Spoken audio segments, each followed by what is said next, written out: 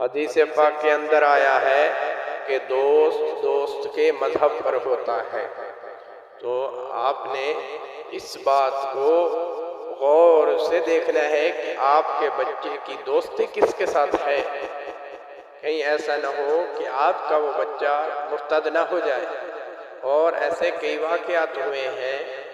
ایک حضرت صاحب بتا رہے تھے، ایک جگہ ہم تشریف لے گئے، وہاں 60% مسلمان رہ گئے تھے، 90% وہاں مسلمان تھے۔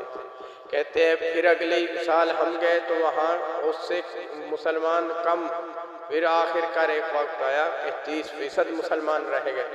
اور وجہ کیا کہ وہاں کا ماحول، یہ بات یاد رکھنا، ماحول اور دوست یہ انسان کو یا تو ہدایت پر لے کے آتے ہیں یا انسان کو گمراہ کر دیتے ہیں، اور اس کا اثر انسان پر سب سے زیادہ ہوتا ہے۔ تو دوستی کن سے رکھنی ہے؟ دینداروں سے رکھنی ہے، جو اللہ اور اللہ کے رسول سے محبت کرتے ہیں، جو اللہ اور اللہ کے رسول کے شریعت اور احکامات کو مانتے ہیں۔ دین کیا ہے کہ اللہ کے حکموں کو نبی علیہ السلام کے مبارک طریقوں پر پورا کرنا۔